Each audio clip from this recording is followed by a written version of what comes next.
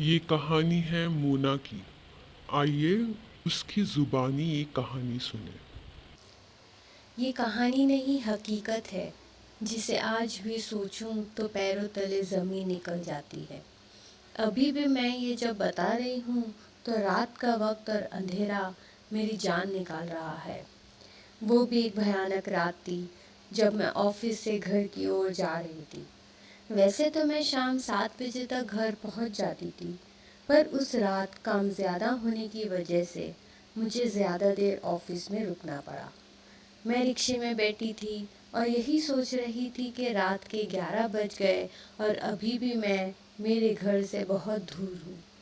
फिर अचानक एक ज़ोरदार आवाज़ आई। मैं डर गई। रिक्शे वाले भैया ने मुझे बताया कि टायर पंचर हो गया और मुझे पैदल ही जाना होगा। मैं सोच में पड़ गई। इतनी रात में जहाँ काला घना अंधेरा है और कोई बस्ती भी नहीं, मैं किस तरह से जाऊंगी? पर कोई चारा भी तो नहीं था। मैं यूं ही तो नहीं बैठी रह सकती थी।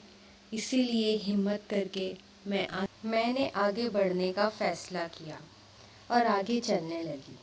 थोड़ी दूर जाने पर मुझे एहसास हुआ कि मेरा कोई पीछा तो नहीं कर रहा, क्योंकि जब भी मैं चलने लगती मुझे मेरे अलावा किसी और के चलने की भी आवाज़ आने लगती। फिर जब मैंने पीछे पलट कर देखा तो कोई नहीं होता था। मैंने सोचा शायद ये मेरा वहम है और मैं सर झटक कर फिर से अपने घर की ओर चलने लगी। वैसे तो मेरा घर थोड़ा दूर था और मैं बस कोई सवारी मिलने की तलाश में आगे बढ़ती जा रही थी। चलते चलते मुझे एक औरत नज़र आई। वो दिखने में एक अच्छे घर की नज़र आ रही थी।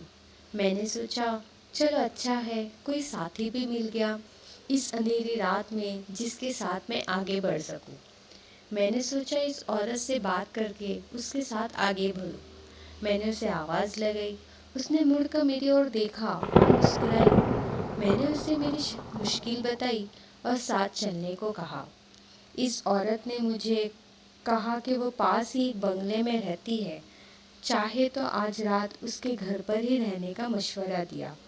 उसकी बात सुनकर मैंने अपनी घड़ी देखी जो रात के 12 बजने का वक्त बता रही थी।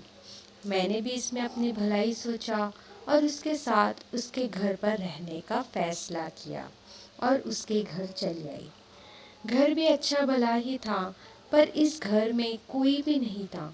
मैंने जब इससे पूछा तो उसने कहा वो यहाँ अकेली रहती है। मैंने भी ज़्यादा कुछ नहीं पूछा और चुप हो गई। अब आगे क्या हुआ उसके लिए आपको आगे की कहानी में पता चलेगा।